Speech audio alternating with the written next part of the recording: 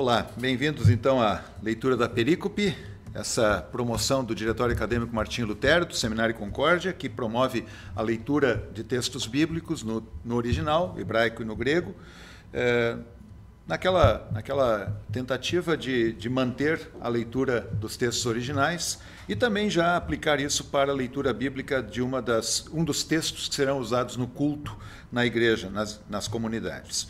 E o texto que nós vamos olhar hoje se refere ao domingo da Santíssima Trindade. É o texto do Evangelho conforme João, capítulo 3, 1 até 17. João 3, 1 a 17. É o encontro de Jesus com Nicodemos, e é um texto muito conhecido, e isso, para quem for pregar, é sempre um desafio muito grande, porque alguém já disse que quanto mais conhecido o texto, mais difícil é para pregá-lo, porque, afinal de contas, parte-se do pressuposto que todo mundo já conhece o texto, né? Mas, naturalmente, que há muito o que trabalhar um texto bíblico como este. Então, vamos lá. João 3, 1. Ende anthropos ekton pharisaion Nicodemos onoma auto. E havia um homem dentre os fariseus, e o seu nome era Nicodemos. Archon ton Judaion, principal ou dos primeiros dentre os judeus. Ou seja, ele era um dos fariseus, mais adiante nós vamos ver que ele está dentro daquele círculo do Sinédrio, né? Então é um dos principais dos judeus. Versículo 2, Hutos elten pros auton nictos kai eipen auto. Este veio para ele à noite e disse-lhe. Aqui o texto naturalmente não nos diz explicitamente para quem o Nicodemos está falando, mas basta olhar o texto anterior, do capítulo 2, e, obviamente, ele está falando aqui de Jesus, ou com Jesus, né? O evangelista se refere, então, a Jesus aqui. Nicodemos veio à noite e disse para Jesus, Rabi, o mestre, oidamen hoti apoteu elelitas didáscalos. Nós sabemos que, mestre, vieste da parte de Deus. Alguma coisa assim como, tu és um mestre que veio da parte de Deus. E ele argumenta, udeis gardinatai tauta ta semeia poien ha si poieis, pois ninguém pode estes sinais fazer que tu fazes, ean me he hoteos metautu, se Deus não estiver com ele. Eu chamo a atenção aqui para a forma do verbo eimi no subjuntivo, re, se Deus não estiver com ele. Notem que o Nicodemos aqui usa o termo semeia, semeion, que é o termo usado por João neste evangelho para falar dos milagres de Jesus, né? A tradução normalmente é sinal, mas se refere aos milagres, aos feitos maravilhosos de Jesus. Versículo 3, apecrite Jesus kai eipen auto. Respondeu Jesus e ele disse para ele, Amen, amen lego soi. Em verdade eu te digo, Ean metis genete anoten, se alguém não nascer de novo, aqui uma observação, genete, nós temos uma forma do auristo, subjuntivo passivo, do verbo genao. O verbo genao literalmente significa gerar. Gerar é a obra de um pai. A mãe, ela dá à luz, ticto. O pai, ele gera, genao. Mas esse verbo no passivo poderia ser traduzido foi gerado, ser gerado, também é traduzido por nascer. Então, Jesus diz aqui, se alguém não for gerado, ou se alguém não nascer, anoten, novamente, e aí, de novo, é interessante que essa palavra tem um duplo sentido. Anoten pode significar tanto novamente, mas também pode significar de cima. De cima. Tá? Então, se alguém não nascer de novo, ou se alguém não nascer de cima.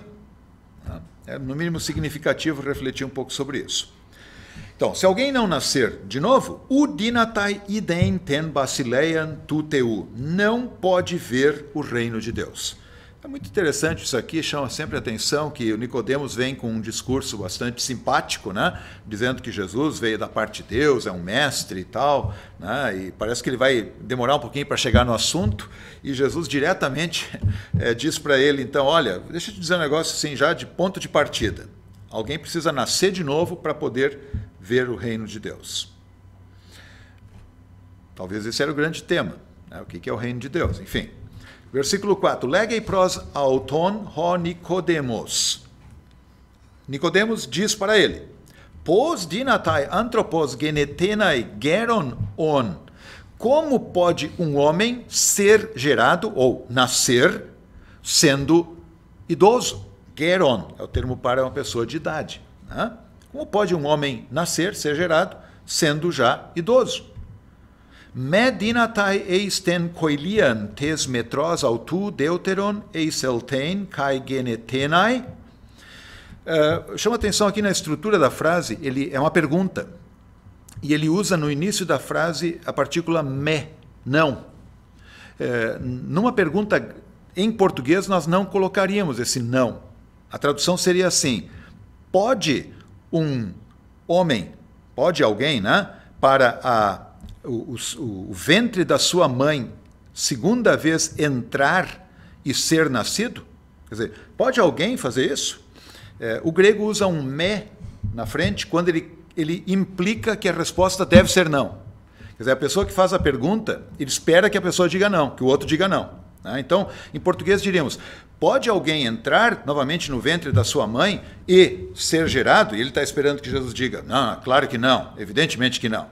Versículo 5. Replicou-lhe Jesus, apecrite Jesus: Amen, amen, lego soi. Em verdade eu te digo: Ean metis genete hex hidatos kai pneumatos, u dinatai eiselten eisten basileian tuteu. Em verdade te digo: se alguém não for gerado, não nascer, ex hidatos kai pneumatos, da água e espírito, não pode entrar no reino de Deus. Aqui ele já vai um pouco além. Nascer de novo tem a ver com nascer de água e espírito.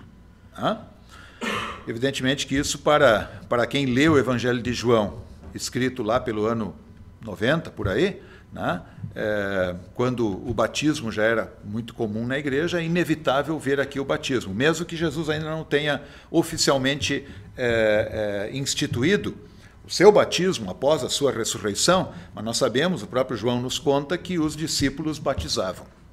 O João Batista batizava também. Então, é a isso que Jesus deve estar aqui se referindo a esse nascer de água e espírito. Não pode entrar no reino de Deus. Naturalmente que aqui o nascer da água e do espírito, ele não elimina outras maneiras pelas quais alguém chega a nascer de novo, pelo conhecimento da palavra de Deus, pela proclamação do Evangelho. Mas aqui o tema é especificamente a ação do espírito. Não pode entrar no reino de Deus. Versículo 6. To gegenemenon ek te sarkos sarx estin. Aquele que é gerado, gegenemenon, aqui nós temos um particípio perfeito, passivo, do verbo genao. Então, aquele que é gerado, aquele que nasceu da carne, é carne.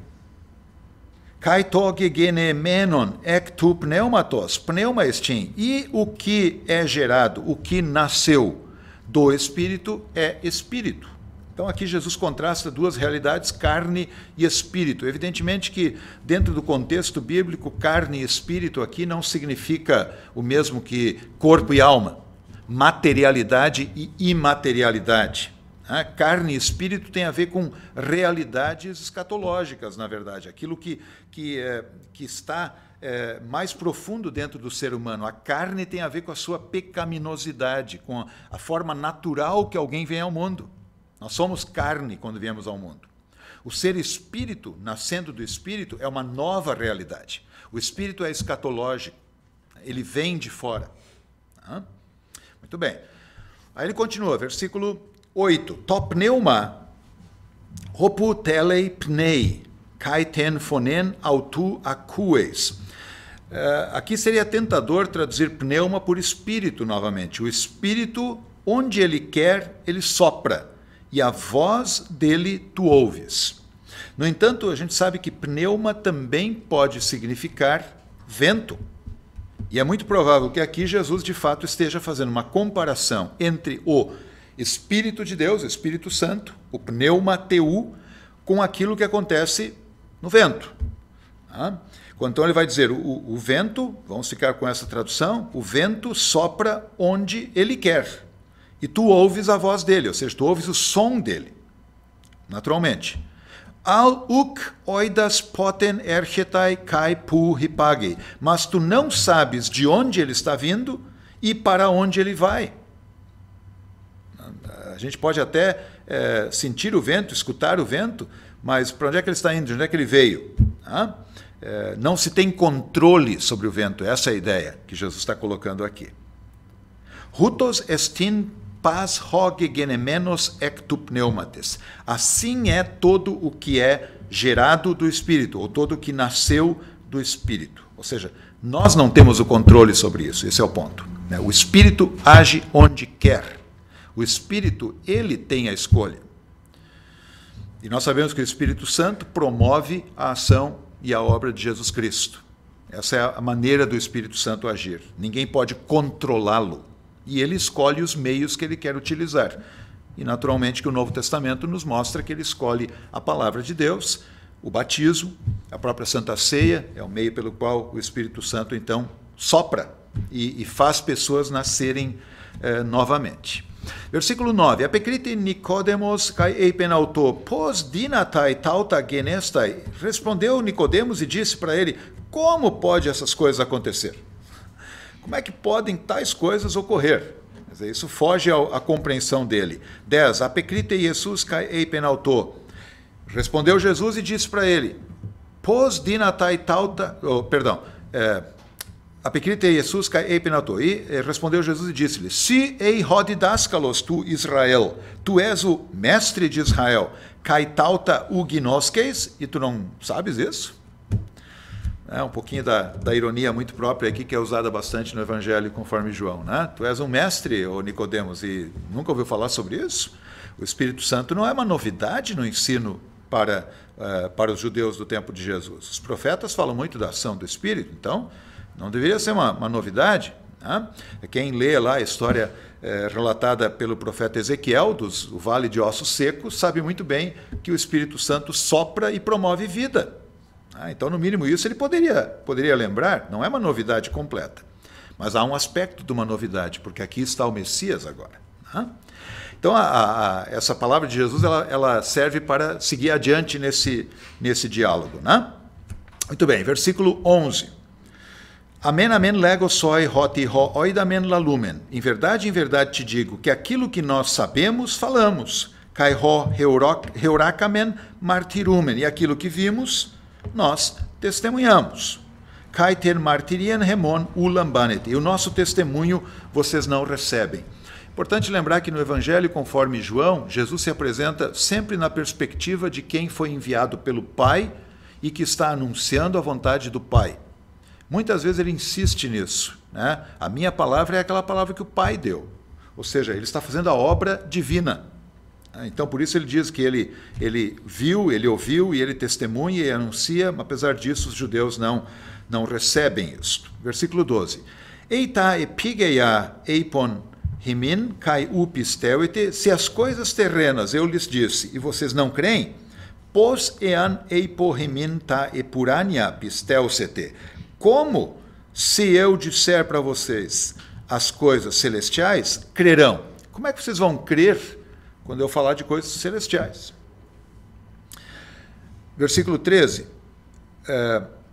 Kai udeis anabebeken eisto ton uranon, e ninguém subiu ao céu, eimeho ectu uranu katabas, senão aquele que do céu desceu. Ou seja, Horios do Antropo, o Filho do Homem. Ou seja, ele se refere especificamente a ele, na sua obra de vir do céu e que também subirá ao céu. Em outras palavras, o tema era o reino de Deus, o reino dos céus. É inevitável para que alguém veja, entre no reino dos céus, que ele tenha consigo aquele que veio do céu e que sobe ao céu, que é o próprio Jesus. Versículo 14. Kai katos Moisés hipsosen ton ofin ente eremo, e da forma como Moisés levantou a serpente no deserto, hutos hypsotenai dei ton hion tu antropo. Assim Hypsotenai dei. Hypsol, o verbo subir. Aqui nós temos um infinitivo auristo passivo. Né? E com o verbo auxiliar dei, é necessário. É necessário o Filho do Homem subir, ser elevado. Então Moisés levantou lá a serpente no deserto, da mesma forma o Filho do Homem será elevado. Bem, o que é esse elevado? Hina paz hopistel en auton echezoen aionion, a fim de que todo o que crê nele tenha vida eterna. Interessante aqui lembrar que quando Moisés colocou aquela serpente no deserto, teve gente até que depois daquilo viu naquela serpente um objeto meio mágico, né? E achou que a serpente como tal poderia até ajudá-los futuramente, né? Enfim. Mas a serpente, na verdade, nada era. A serpente estava conectada a uma promessa de Deus. Deus havia prometido: quem for picado por uma cobra, olhar para aquela serpente que eu mandei Moisés colocar, não vai morrer. Ou seja, apegando-se à promessa de Deus, a pessoa não morre. E aqui nós podemos fazer um paralelo muito interessante com o que ele falou do nascer da água e do Espírito. Se nós queremos aqui também entender o batismo. Alguém pode perguntar, o que a água tem de tão especial, aquela água do batismo? Martinho Lutero nos ajuda aqui a refletir sobre isso quando ele diz, olha, a água do batismo na verdade não faz nada, mas é a palavra de Deus que está ligada com a água. E então a fé que confia nessa palavra de Deus recebe o benefício do batismo. Porque com a palavra de Deus, o que a água é? Aí Lutero vai dizer, é uma água cheia de graça. Né? Não porque a água seja especial, mas porque há uma promessa divina. Então aí está o ponto de comparação que Jesus faz também lá com Moisés. Ele levantou aquela serpente, sacramentalmente, digamos assim como no batismo também, sacramentalmente, a água nos traz redenção, nos traz nova vida. Por causa da água? Não, por causa da palavra e da promessa de Deus. E ele diz assim também, o Filho do Homem será levantado. É interessante que em João, quando se fala de Jesus ser exaltado, normalmente a referência não é a subida ao céu, a referência é a cruz. Jesus na cruz é exaltado. Ele chega ao ponto de dizer que ele, num certo momento, ele vai dizer, o Filho do Homem está para ser glorificado. E o próprio evangelista diz que ele falava isso a respeito da sua morte. Interessante que a morte de Jesus é a sua glorificação. Na morte de Cristo se manifesta de uma maneira surpreendente a graça ou o amor de Deus. Isso é glorificar a Deus. Continuando, versículo 16, o tão famoso, Hutos gare gapesen hote oston cosmon, assim, pois, amou Deus o mundo, hosteton hion ton monogene edoken, que o Filho único deu, hina paz hopistelon eis auton me apoletai, para que, a fim de que aquele que crê nele não morra, pereça, não seja destruído, aleche zoen aionion, mas tenha vida eterna. Esse é um versículo tão conhecido que é muito desafiador para quem vai pregar, exatamente por ser, na palavra de alguns, o versículo resumo da Bíblia, a mensagem mais central da Bíblia está aqui, versículo 16. E é um texto que muita gente guarda no coração, na mente, e sabe de cor, mas alguns detalhes vale a pena a gente de novo olhar, entre outros que certamente o texto tem. Começa com a primeira palavra, hutos. Hutos pode significar dar uma ideia de intensidade. Por exemplo, significando de tal maneira, tanto assim, como algumas traduções de fato traduzem isto. No entanto, o significado melhor de hutos é assim. Ele descreve algo. A tradução poderia ficar, e seria, no meu entender, melhor desta maneira. Deus amou o mundo assim. Como se colocando aqui 2 pontos. Deus amou o mundo deste jeito. E aí ele vai dizer de que jeito? Que ele deu o seu Filho único. Ou seja, o amor de Deus é caracterizado pelo seu dar o Filho. Não dá para conhecer o amor de Deus fora do Filho. O amor de Deus se revela no seu envio do unigênito. A obra de Cristo manifesta o amor de Deus. Sem Cristo não tem amor de Deus. Sem Cristo, Deus é um Deus de juízo, é um Deus de condenação. O amor de Deus se manifesta, se revela, se declara e age na vinda de Jesus. E aí ele diz, para que todo o que crê nele não pereça. A tradução da Almeida diz pereça. E aqui é interessante lembrar que o verbo apolimi não é o verbo apotnesco, não é o verbo morrer, mas é o verbo apolimi, que poderia ser traduzido como morrer, perecer. No entanto, talvez um paralelo nos ajude a entender bem o peso dele. Jesus, no Evangelho, conforme Mateus, no dado momento, ele vai dizer lá, no capítulo 10, vocês não devem temer aqueles que podem matar o corpo, mas não podem matar a alma. Mas vocês devem temer aquele que pode, apolimi, tanto o corpo como a alma no inferno. Ou seja, apolimi dá uma ideia de, não apenas de uma morte física temporal, mas dá uma ideia de condenação. Então, em outras palavras, o que ele está dizendo aqui é para que todo o que crê neste Filho que revela o amor de Deus não seja condenado. Essa é a ideia. Mas tenha a vida eterna. 17. Ugar apestelen hoteos ton hion eiston cosmon, pois Deus não enviou o Filho para o mundo, hinacrine ton cosmon, a fim de que julgasse o mundo. Quer dizer, a obra do Filho não é um julgamento, e aqui julgar tem o sentido de condenação. Ele não veio ao mundo para condenar o mundo. Alhina sote ho cosmos diautu, mas para que o mundo fosse salvo por meio dele. Sote, nós temos aqui uma forma do auriço subjuntivo, do verbo sotso, salvar, para que o mundo fosse salvo por meio dele.